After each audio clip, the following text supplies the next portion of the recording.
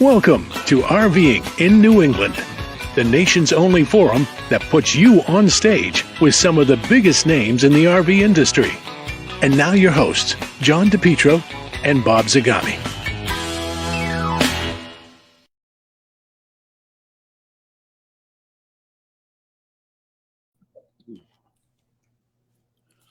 Oh, there you are. You were hiding behind the logo. Good evening, John. I always love that pregnant pause when they say, and now your hosts, John DePietro and Bob Zagami, and I'm ready to go. And Yeah, Bill Sell told me that there's a little 5-second delay there for one reason or another. Yeah, but did you notice by doing it the way that I just did it, if I keep the logo up there, then I can bring us both behind and we both come on the screen at the same time. So that nullifies your John DePietro, Bob Zagami, and the pecking order. So I just found a way to obliterate you. Well, that's right. Let's say hello to Jerry Plant. Yeah, we good. Walter. Now, Walter is RV list for the first time in how long? 29 years? A long time. Yeah, I think they said 29 years.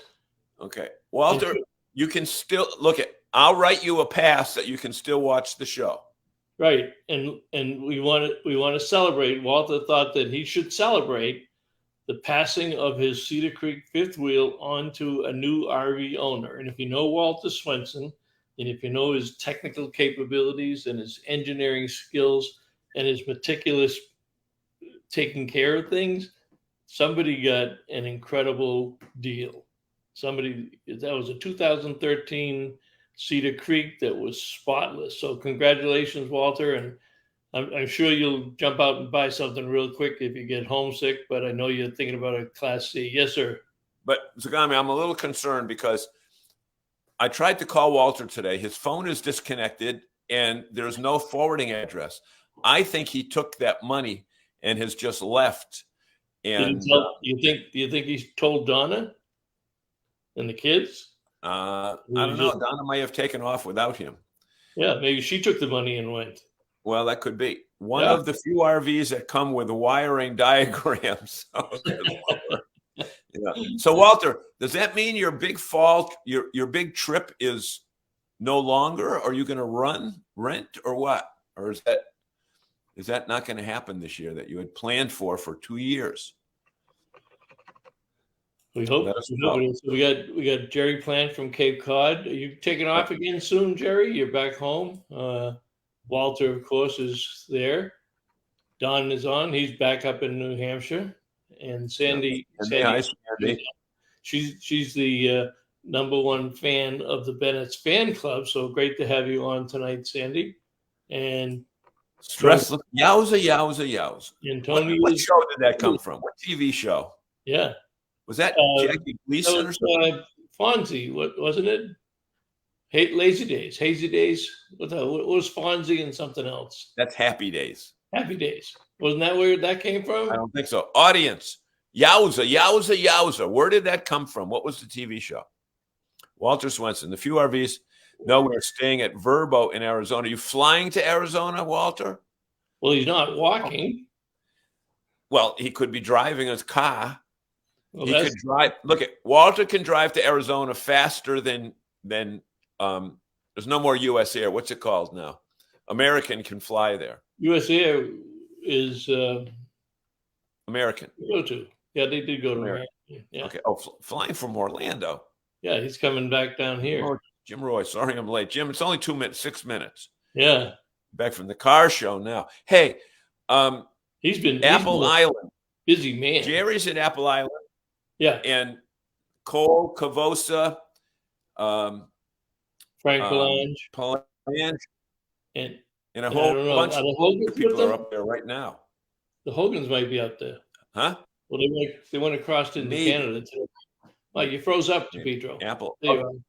You're back. No, you're back normal again. Did they go to Canada? Yes, they were at the border today. Yeah. So we should tell people who our guests are tonight, and then we're going to talk about a couple other things and bring our guests on, because you know what? We just did the Cardinal rule break We didn't What's give that? them a reason to watch the show. So, Bob, we've got You're right. special guests tonight. Who are our special guests? We have Marc and Julie Bennett back for another visit to RVing in New England. We love them. They love us. And what are they going to talk about? They're going to talk about a annular eclipse in Oregon, a big event for RVers. And Okay, when they get on, yeah, we got to find out what annular is, because this says once in a generation thing. Look at, I've already been to 3 once in a lifetime events in the last 2 years, and I've been to 4 of the Who farewell tours. So we got to make sure this is on the up and up.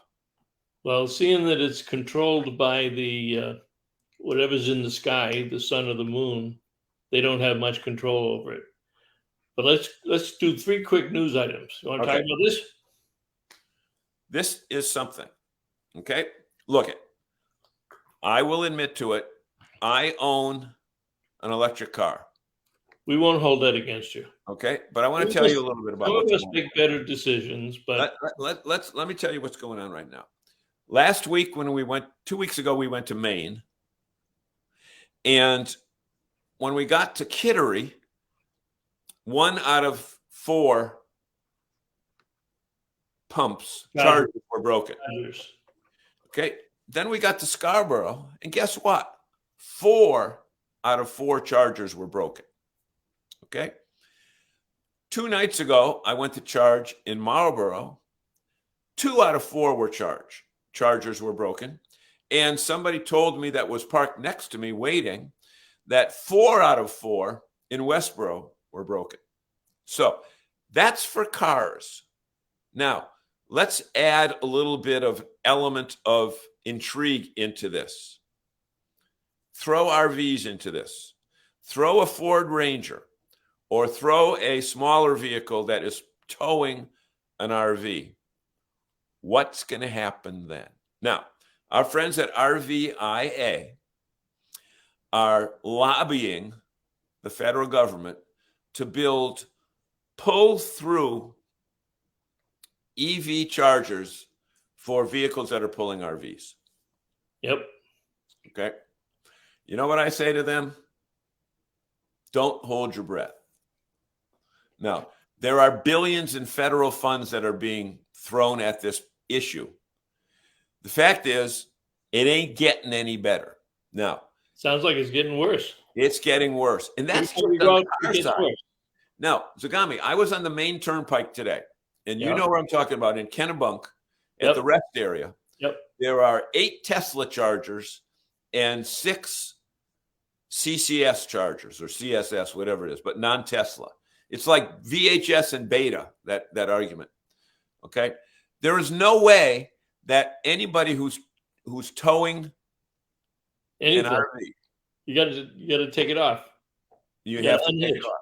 Yep. And if you try to take up 4 chargers, you'll get beat up. Well, that's, that works for like a truck or a car pulling a trailer. Well, what's the poor person driving a motorhome going to do? Because they're going to, if they go in head first, where are they going to put the receptacle on the motorhomes? It's going to be a big issue. There's no question about it. Yeah. Well, you know what? It's not the RV company that put the receptacles on. It's the manufacturer. It's Ford, that does it. And I think Ford does it in the front left. But like on my car, I have to back in. And I think when you get to motorhomes that are electric, you're going to see it all in the front. That's just my thought. But what do you guys think about? Wait. So you're saying you think that all the RV manufacturers are going to do the same thing? They're going to agree to the same thing? One's going to be on the left, one's going to be on the right, one's going to be in front, one's going to be in back. They don't do it that way. No, but Bob, understand one thing. If it's for the chassis that's built, it's built by Mercedes, it's built by Ford, or it's built by Chevrolet or Toyota. It's not built by Winnebago or Grand Design or Thor. So, they've got enough areas that they can screw up in with not having anything standardized. Yeah. All right, let's jump real quickly to FMCA is celebrating their 60th anniversary, and if you haven't seen their ads, they have discounted their annual membership from $60 to $24 a year. Now, whether you like FMCA or not, $24 is one of the best bargains you're going to make in the RV industry today. All of these, escapees, FMCA, they have residual benefits, they have tire programs, they have maintenance programs, they have roadside assistance and what have you. Yep. For $24, that's got to be the best deal in the industry. Yep. And then right behind them is the escapees celebrating their 45th anniversary. So what do you think, John? Do you think in-person social rallies are going to make a comeback? Well, I'm told that that's the case. I don't know if it's a case of too little, too late with FMCA when you look at their demographics. Because, probably 10 years ago, Bob, you and I talked to them about allowing towables to be part of FMCA. Family Motor Coach Association. Now, you don't have to be a brain surgeon to look at the numbers, and the RV industry is made up of 80% towables and 20% motorized. Am I right on that? Yeah. Yep. 80-20? Yeah, it's getting a little bit higher on the towable side now. Yeah. Okay. More higher on the towable Yeah. side. Okay. Yeah. So why would you eliminate 80% of your audience from 80% of the RVing public to do that? Okay. Especially when you saw the age groups, the ages, the demographics of the FMCA events. We went to one in 2004. That's getting close to 10 years ago. Yeah. Yep. And they kind of didn't have an interest. Well, how's this? I just noticed this weekend, Chuck Woodbury with his RVtravel.com newsletter did a survey of his readership. Yep. His readership, over 2,000 responses. 94% were 60 years and older. 94% of his audience. Right. He doesn't even touch millennials and the Gen Zs. And that's sure that I wouldn't let anybody know it. His audience would be pretty much a little bit of everybody, but now it's a good audience if you want to market to that particular group. But I wonder how that reflects. I think FMCA would be closer to that. The escapees tend to have a younger crowd, and then they've got the escapers, which are still younger people who still work, but they want to have a lot of the benefits of RVing. So it'll be interesting to see if, in fact, rallies will make a comeback. So, well, you know what? Look, we got a bunch of comments on this here. Let's just see. Stressless can watch your charging cord. Okay, they are stealing them from cars. Wow, that's interesting. Well, I don't know how they steal them from the cars because the cords are on the machine, not on the car. But anyway, Stressless camping. That train is our first day trip. So, okay, national EV chargers are. He knows the location of every broken and working non-Tesla charger. Right, because I've been to most of them. Mike Sokol, Walter Swenson, Yowzy. Oh, it is Happy Days. Okay, you were right, Zagami. I was right. Okay, Walter says, we will sign up for FMCA, but they talk more about their services. That's true. Than they offer now than they do about the club aspect. And then Walter has a very interesting comment. Following that other club down the wrong road. Following the Good Sam Club down the wrong road? Well, that might be what he's referring to. And yeah, that's right, Jerry. FMC admits towable now. But we told them 10 years ago. But, FMCA is one of those organizations, and the rank and file membership are great people. Yep. Little note from Bill Sell. Hope you're feeling better, Bill. Yep. And then Mike Sokol and some interesting experiences. Yeah, he does. All right. I love Mike Sokol. No, Sandy. That's supposed to say, I love John and Bob. Actually, no, it should say, I love Bob and John. Yeah, alphabetical, by age. We will sign up for FMCA. Okay, and Jerry says FMCA admits towables now. They do, but they're not having a whole lot of luck draw on them. You know, the national rally to get 1,500 coaches, they might have 10 or 20 towables, unless you see that changing. Let's talk I don't about see them getting 1,500 people. Why don't we talk about the sun and the moon and all things having to do with an eclipse? And ladies and gentlemen, back for a return engagement, back to their favorite show on the internet, Marc and Julie Bennett. Did you get new glasses, Marc? I did. So I can see you two in all your glory now. So much better. I'm not sure that's Marc, I'm the only one worth watching.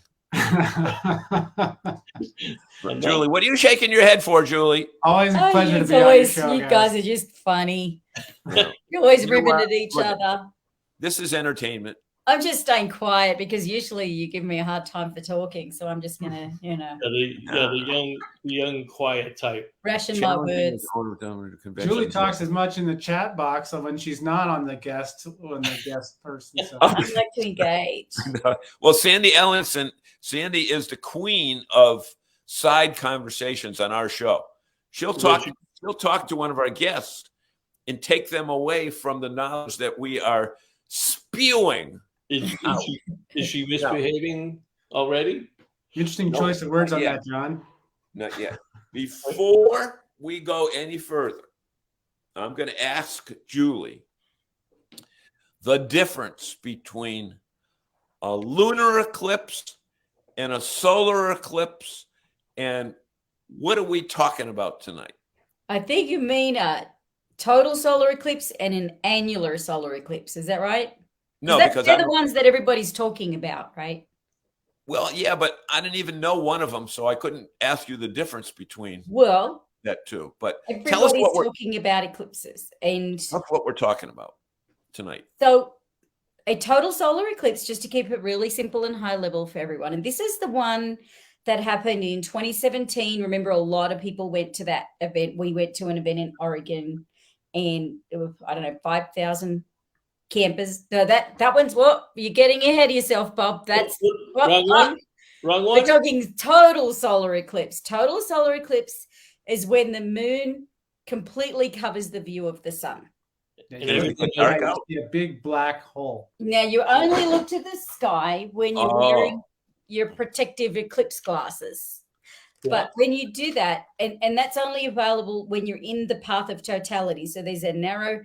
The path of totality, for example, might be 9,000 miles long, but only about 90 miles wide. So if you're within that 90 miles, then you get to see the totality. And we were in a town called Madras, Oregon, when we saw totality in 2017 in Oregon. Now, Julie, we got to stop you here because Zagami's definition of totality is if he's at the Jack Daniel's brewery and they're giving 3 samples. That is totality for Zagami. That's totality. Yeah. Well, that's the other totality. So Bob can tell us more about that one.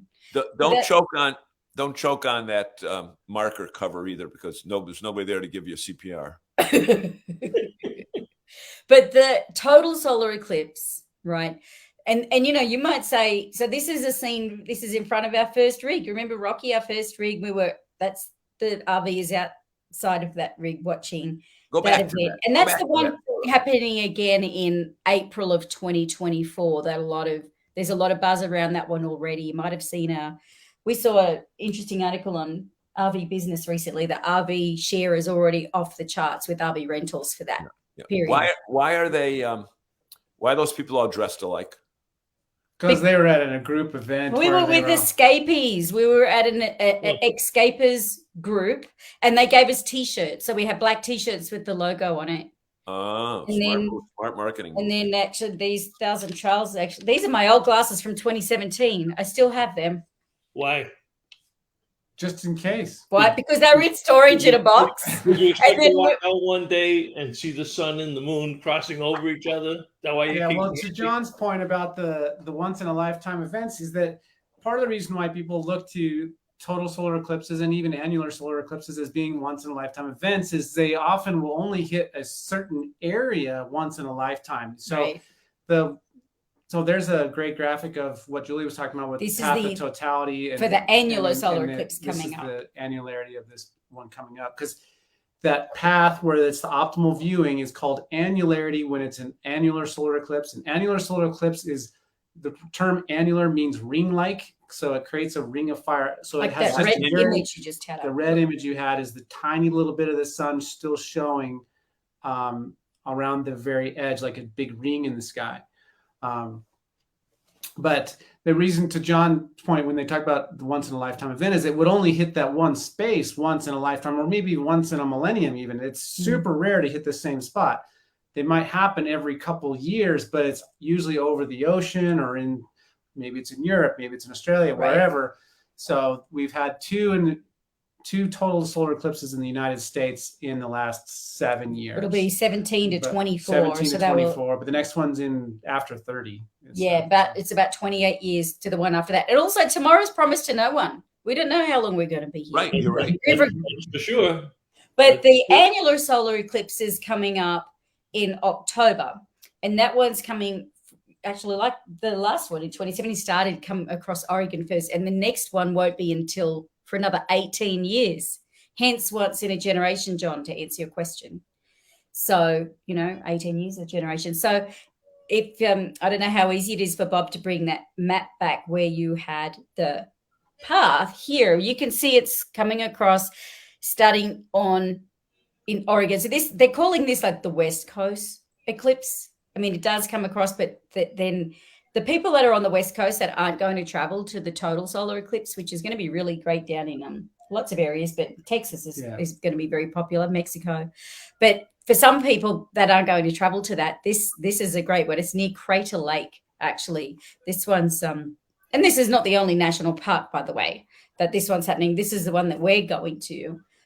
So this one starts in the southern Oregon and comes down in a southeasterly direction across the United States, ending up in southern Texas. But the one in April 2024 is going to come up diagonally from Texas up into New England. So you guys might be able to see that one next year. But people travel for these. People do, and right. A lot of events, and that's why we're so excited about the event we're going to is up in Oregon, and that's the EclipseFest one, and it's going to be near Crater Lake in Klamath, Oregon, and we've got concert with Smash Mouth, and it's a big on-site event, because that was one thing we learned from 2017 is when we went to that event you showed the picture of earlier, is it got so overcrowded that you couldn't go to any of the other events because you needed a shuttle service to get back and forth, and the crowd, it attracted 100,000 people, and the town was a super small town. So we just stayed in the field and camped, because to go to the festival fairgrounds or anything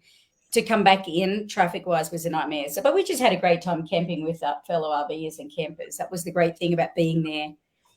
That's what's awesome about RVs, right? You see the people who try to come in with tents or car camping or just for the day, and they got stuck in traffic for hours and hours and hours and hours. Where we were just in the RV, you have your house there, you enjoy it, and then you have a cocktail, have a glass of Jack Daniels on the rocks, right? And enjoy the evening. And this year it's happening on Saturday, October 14th, which is great because it's a Saturday. So that makes it easier for more people to get to if they can't get time off work during the week. Last time it was during the week. So Saturday morning, it's a very respectable hour happening. And then that night is the Smash Mouth concert. But I can't see you guys. Can you still see us? Once upon a time, there was light. You playing something to people? That's totally Eclipse of the Heart. Nice. Careful. You want me to sing? Nice touch. Yeah. Okay. Once upon a time, there was light. By Bonnie Tyler. That's I John's remember. I can't turn it off now. That's John's imitation of Smash Mouth. So you know Smash Mouth, right? So they say, "Who the hell are Smash Mouth?" Totally Eclipse of the Heart. Bonnie Tyler. I didn't do rock and roll. No, but they appealed to multiple generations because you know some of their songs. My generation is a little bit further removed. I don't know. Did you see the movie Shrek? They did the title. They did most of the soundtrack for that movie Shrek. I don't do movies either. So tell us about this John event. will play a Smash Mouth song. John Yeah, can get that going. Well, I Bob will does that. the pictures. But- John does the What's the music. title track? That But they, why? Oh, Walking on the Sun. Play that one. Walking on the Sun from This Steph. is more than just sitting there in your RV or outside your RV and looking out. This is a complete It's a festival. 3-day festival. So you can come in and camp for 5 days. You can come in on the Tuesday if you want to hang out from Tuesday the 10th of October. And then, or with a, you can come in the tent or you can come in an RV, but we're RVers. So for the event that you're involved with, yeah. how many sites will be available for I think people? 2,500. 2,500. Okay. Yeah, we're expecting at least 5,000 people. Okay, so At the event. How many RVs? 2,500 sites. Okay, Maybe 5,000 people. RVs and what's the breakdown between There's a couple RVs thousand and RV sites, but then there'll be some people that come up for the day. Yeah. right? Yeah. But we're your doing thing like is- 2,500 swag bags packed with goodies for everyone that books a campsite. They get some free stuff. So it's a real event, Julie. It's not just coming. Not a fake event, right? John. It's a real event. Right, but I mean, it's not. You're not on your own here. I mean, there's a schedule of Yes. things going on. I mean, that makes it valuable. There's there's like a family movie night on Thursday night. They're going to screen 2 movies outdoors, and then of course the eclipse watching party is on Saturday morning, and the concert on Saturday night. But in between all that, there's arts and craft vendors. There's over 70 food trucks and drink vendors. There's like a brewery area for 21 plus with 4 local craft brewers there.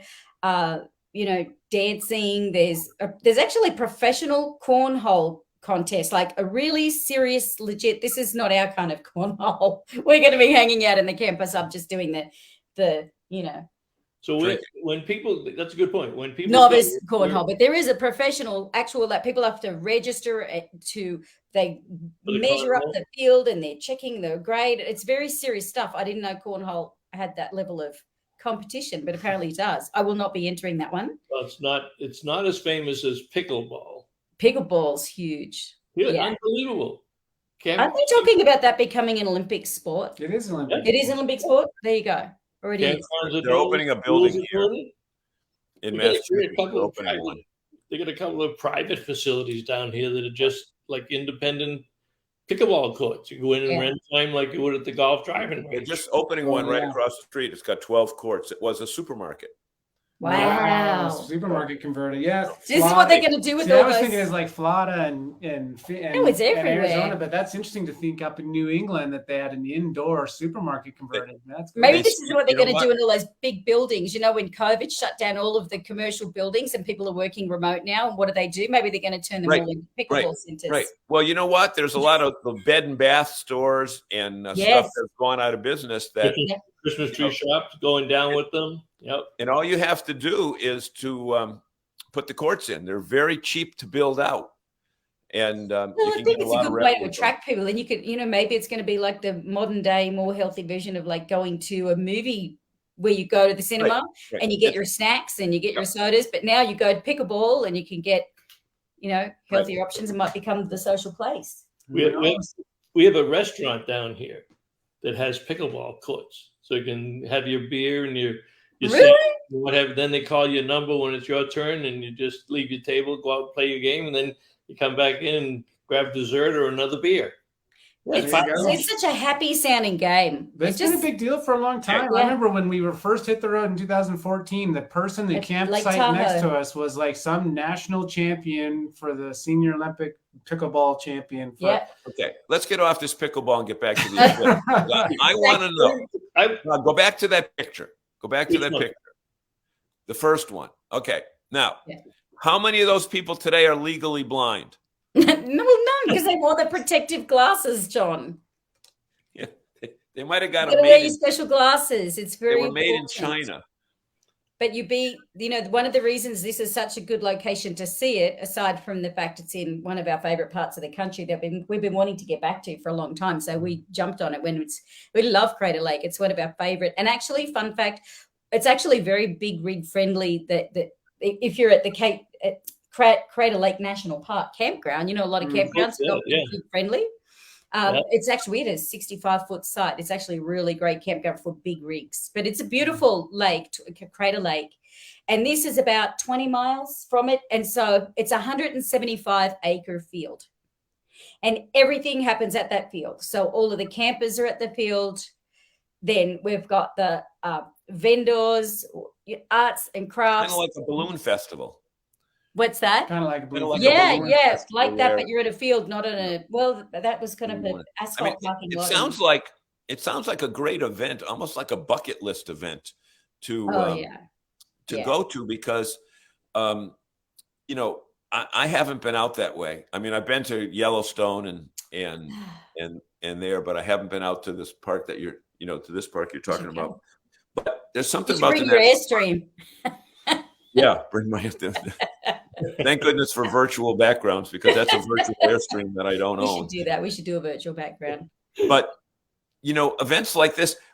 Here's one of the serendipities of these events. Yeah. Okay, and you tell me if you think I'm correct or not. That's a big word for you, DePietro. I know it, but I remember the serendipity singers. But here's one of the serendipities. You don't know who you're going to be next to. Mm-hmm. Okay. And we have met fascinating people at RV events that were either in the next trailer or in the next, or we bumped into them at the pool or the bar or the pickleball courts. But that's one thing about RVing that I don't think people talk about enough, is how cool the people are that you will have the opportunity to bump into, because they're all like-minded people. They've invested their money to buy a motorhome or rent one or whatever the case may be. Or a travel trailer or a van or a truck camper. But you do meet some fascinating people, and I'll bet you our audience that's here with us right now can probably tell us if they've been at an event where they've met some fascinating neighbors, or found relatives or whatever, right? That's one of the great things about RV life, John, whether you're at an event like this or you're at a rally or the Albuquerque Balloon Fiesta or in a campground or even boondocking in the desert, is I think, like you say, you're like-minded people because you like that idea of freedom and getting out there. But we meet, and everyone that's an RV can speak to this, you meet people from all walks of life that you wouldn't normally encounter. It kind of takes away any of, like, say, I don't know, if you live in a certain area or a neighborhood or a gated community, then that can they can be very nice. I'm not criticizing those at all, but sometimes that becomes your environment. They're the kind of people you run into all of the time. And that's one of the best things about RVing, especially like with the news. If you watch the news, you think the world's this scary, bad place, but then you go and travel to these places with your RV and the people that you meet, and you realize, oh, they're just like us, or they're, you know what I mean? Or it's not scary, or they're different. So interesting people. We've met so many fascinating stories from over the years. You mentioned gated community, and a lot of people are not aware of this, but I did some research. Before Zagami found the Lord, he lived in a gated community for 4 years. It was called a jail. That reminds me of a funny meme I saw this week. I'll have to send it to you. But it's basically somebody holding keys, and it's a jail cell. It's just like, this is the new vision. New retirement vision, new retirement living. It's got all stainless appliances, gated community, fitness center, and it was a jail. And your 1-bedroom apartment, and it was a jail cell. It was pretty funny. Bob, we got some interesting comments here. All right. Why don't we go? Is there something controversial about Oregon? Give me a time. What time slot? Go up to Tom White. I don't know who Tom. Oh, go to Randall Murray. Where is it? Give me a time. 7:25. Randall is our friend from Pete's, who's a frequent guest on the show, and he was correct. What did he say? 7:25. Yeah. 7:25. Do you have another one besides that? No. You're just recognizing him. I'm recognizing Mr. Murray because he's a nice guy. He's a frequent guest. Tom White says Oregon. Is there something controversial about Oregon that I don't know? Yeah, they're burning down Portland. Oregon's a whole state. Hopefully this is the whole state. It's actually one of the most beautiful states. It was, and it is, but that really is. Downtown is a little different. Special. It was our first national park that we visited as full-time RVers, actually. There says That's where we bought our pickleball. first national park pass. Pickleball Pickleball is a flash in the pan. a flash. It's a pretty big flash in the pan. It's been around a long time. Well, but see, it could be, but you won't lose a fortune to build a racquetball facility. I don't think it costs a lot of money. I disagree with you, Jerry. It's easier to learn. It's quick to learn. It's not as. It's also been around a long time, and it's getting huge bigger. in Florida. Yeah. Jerry, maybe we should have pickleball courts. And he says, what groups are going? What group? Will Alliance RVs or Frogs? There's actually a group. I'm not involved with that side of things. I mean, like people book their individual campsites through. So Spot Tonight's actually our partner for the ticketing partner for this, which is cool. Like so you can find this on the Spot Tonight website, or you can find the links from the EclipseFest 23 website and book as individuals, and you could book up to 5 campsites as your own mini group if you've got friends and family, etc. But if you're talking about bigger groups, Sandy, like rally groups, I'm not actually handling that, but I do know that there is a group coming from Germany and Sweden. So international groups are coming.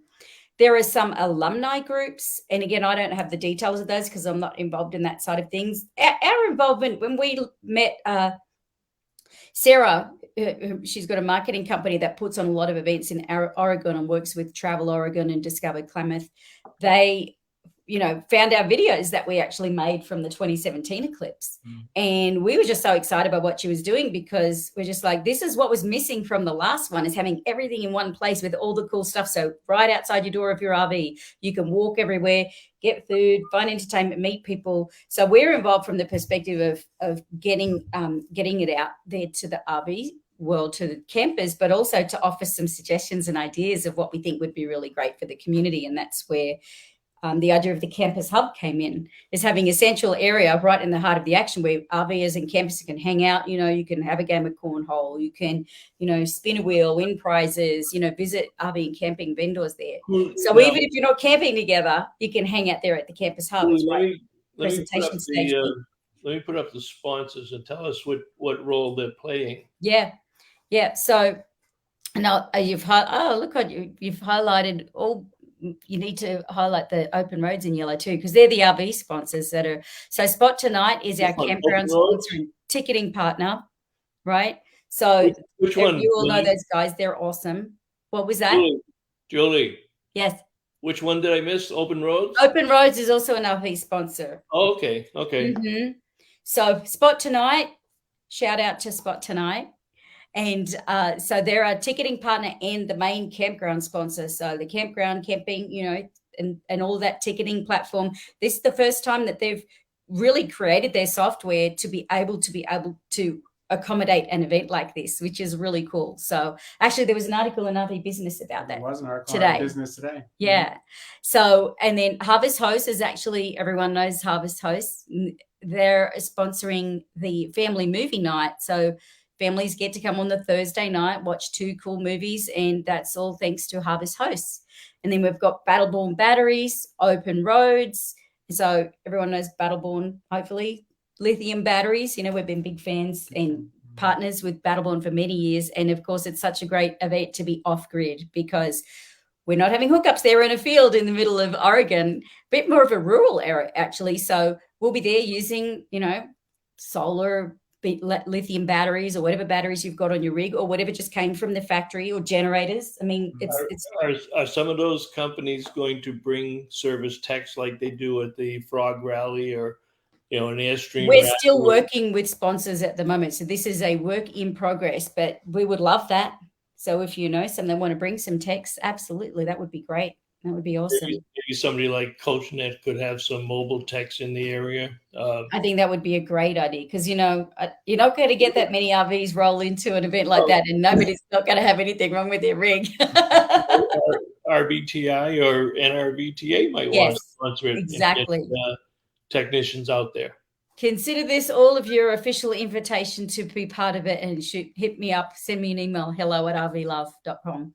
So that's our part in this, is helping be a bridge with the event and the RV industry and RVers and campers. So explain the campground facilities because it's not really a campground. It's really off the grid. So It's off grid. It's like going to a rally, but not in a campground. So like just like the balloon fiesta, really, where you're dry camping. Yeah, but everybody hasn't been to the balloon fiesta.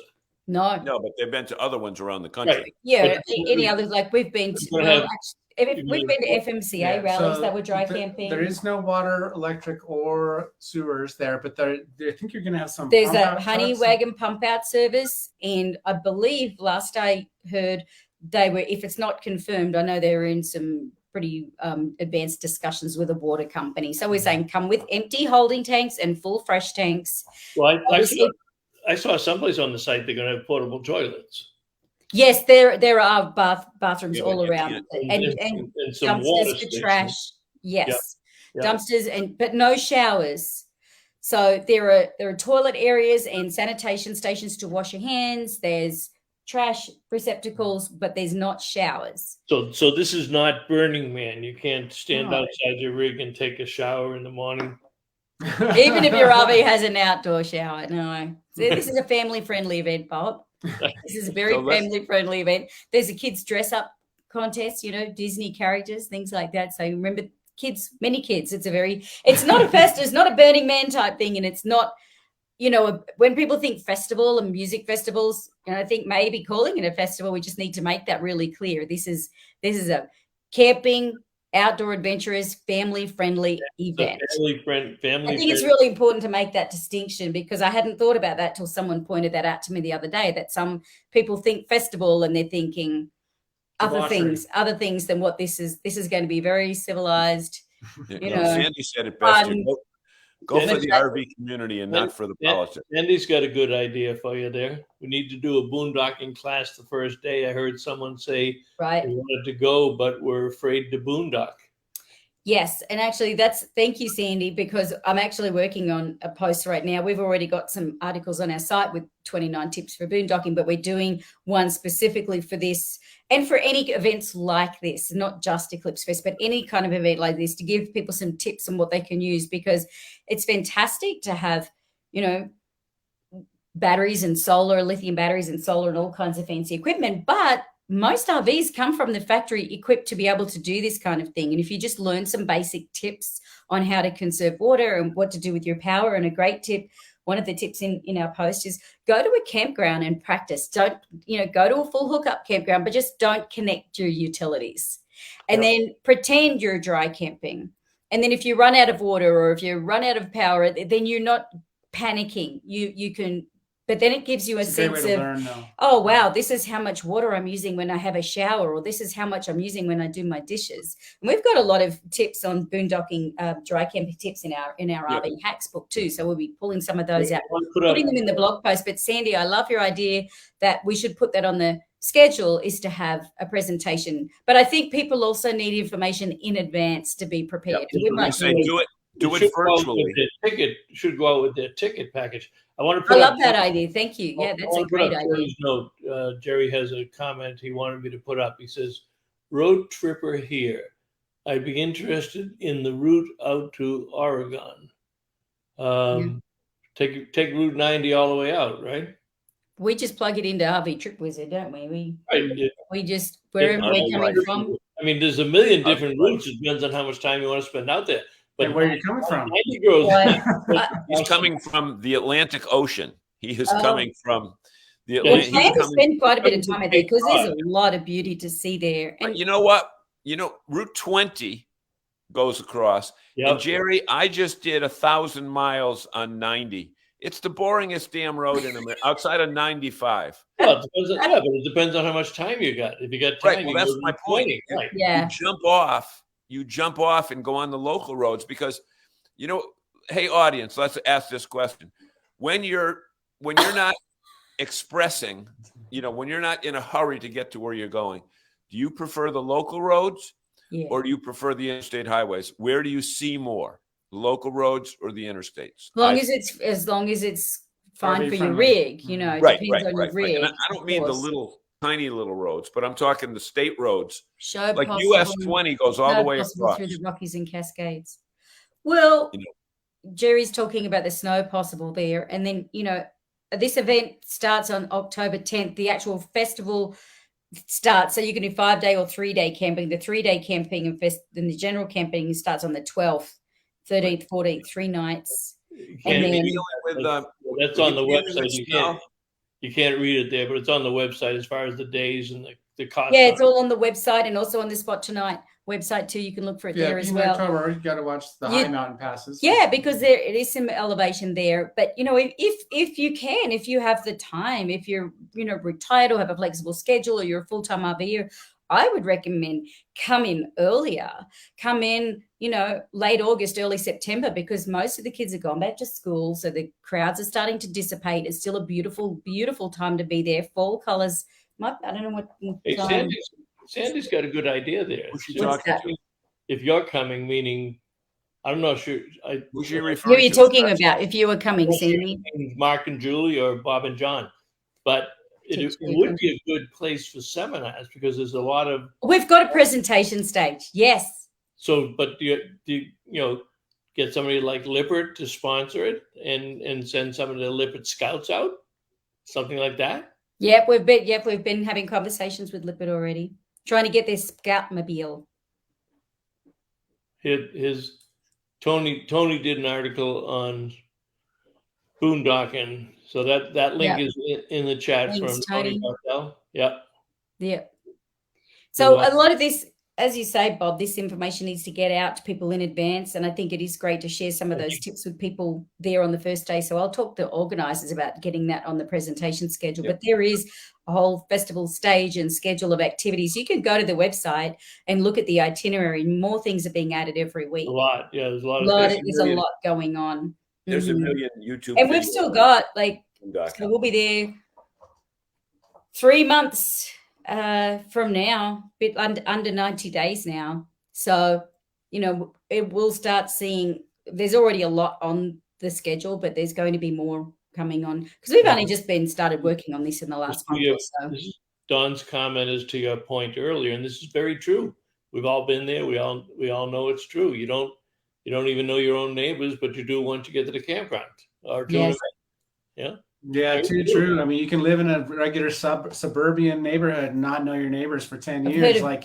People on the same floor in big city apartments have said the same thing. Yeah. One thing we noticed when we had other sticks and bricks in Colorado before we went full time, there were people that we knew around the hood, but they didn't come and invite you into their home mostly. But as RVers, come and look at my rig, or just knock on somebody's door and say, "Can I have a look?" Which if you're at events and you know people, that's a bit more. Hey, Sandy must have a big bank account. She says if they don't serve coffee in the camper's hub, then she'll bring it. So Sandy's volunteering to bring coffee for 5,000 people. Well, I know Sandy's also got a million fantastic ideas. Hopefully she has a lot of cargo capacity. Yeah. Yeah. Absolutely. Yep. So no, I think that'll be a great place to hang out there and just meet other people. Sandy's out there. Is in the part of Oregon is the part of Oregon that wants us to ski to Idaho. That corner of it, yeah, it may be. Yeah. But Walter did it. She is chatting it up. Walter did it quickly. Route 90 to the Windy City, dropped down to 80 and over to 84, heading up into Oregon. Yeah, it's if you don't have time to do sightseeing on the way out, that's a great way to do it. But as Walter, I think you mean 94, right, Walter? I think he means 94 because I don't think 84 is. Yeah, as Julie pointed out earlier, though, RV shares rentals are off the charts. So if time is limiting or you're an East Coast person, then fly out and get a hold of RV Share. Or you could even fly into Salt Lake. You could fly into Salt Lake and then get some. When you get out there, when we went to Yellowstone, we flew to Salt Lake and picked up a brand new Ace. Oh, big dealer there, and went up to Yellowstone.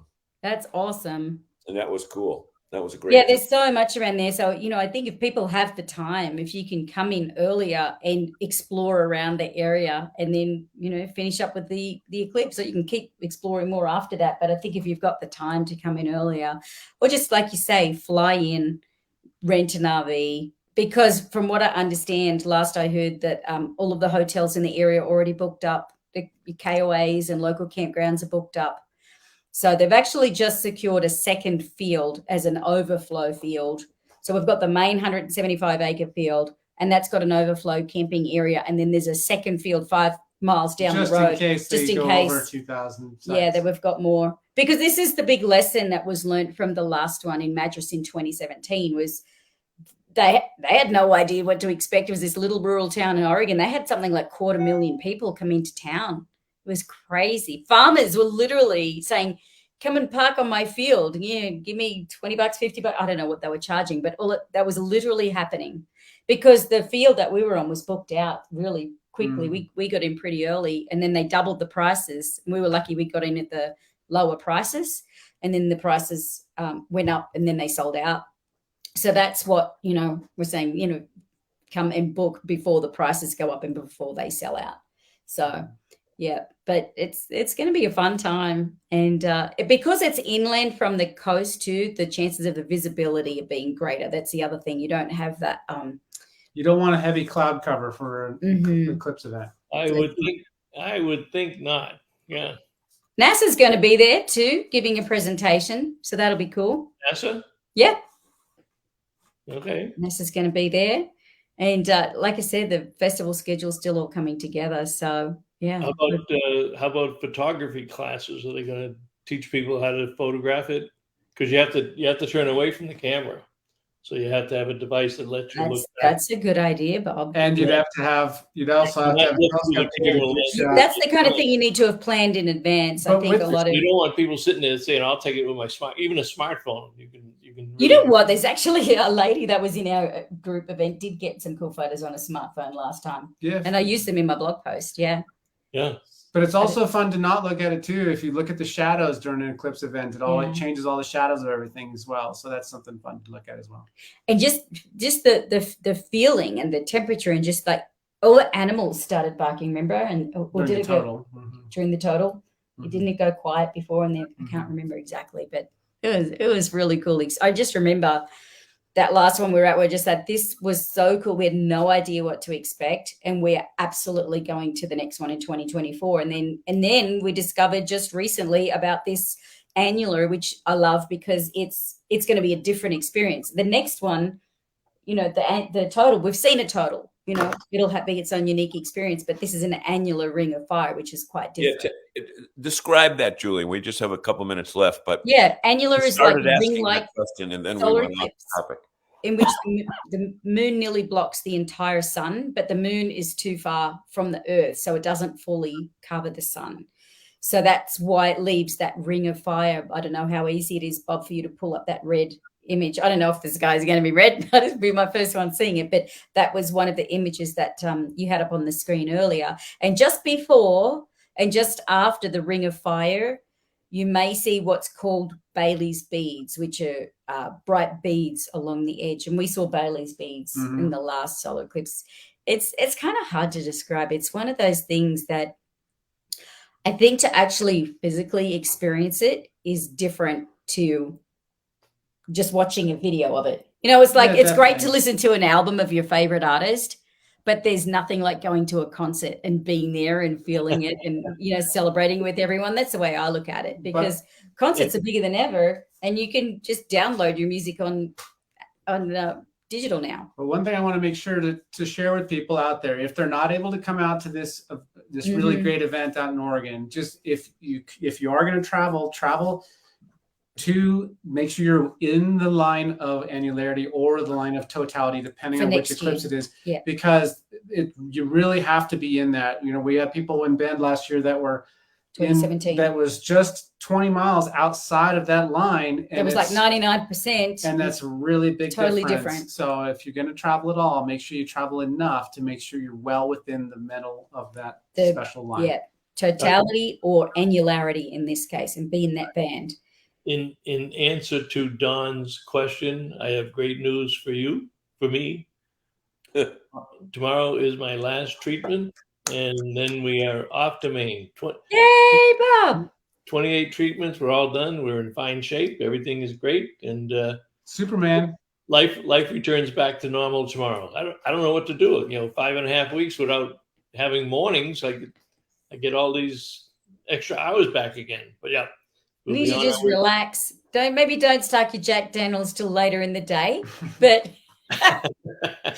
just be up there in Maine and go. You know what? Get up early and go watch the sunrise over the lighthouses. That would be pretty amazing. That Portland headlight right behind me there. That one's great. Next week you should be doing the show from Maine.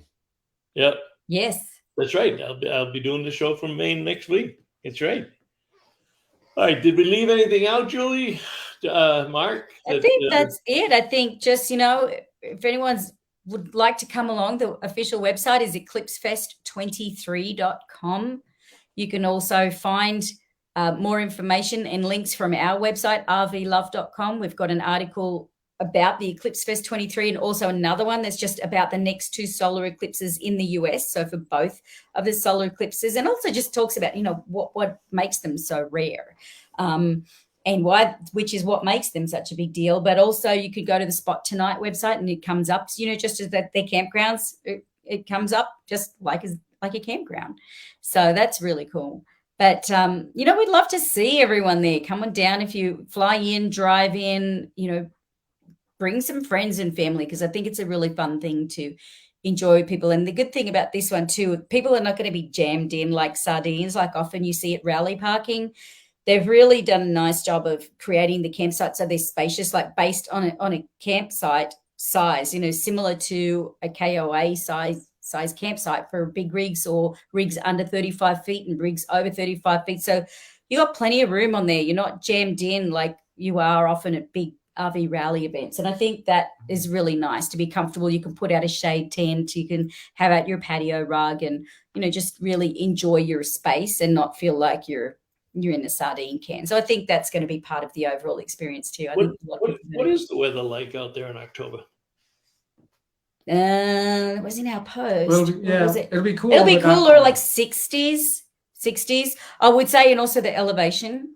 I mean, and because into the festival, you're not allowed to take things like umbrellas, so you're going to want a rain poncho. But I just think just pack a beanie, pack a warm jacket, plan to be cooler at night for sure. Chillier at night, yeah. Yeah. And by beanie, she meant a hat.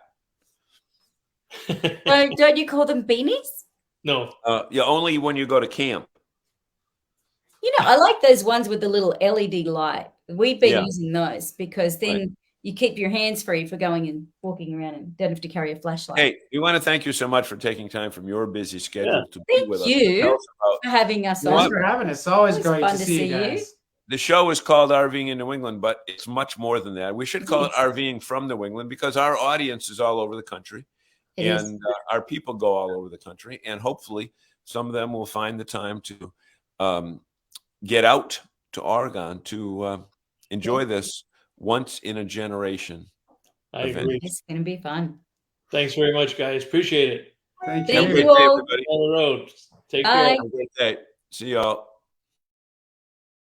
This edition of RVing in New England was a presentation of the New England RV Dealers Association. Thanks for watching, and be sure to like us on Facebook, YouTube, and Instagram.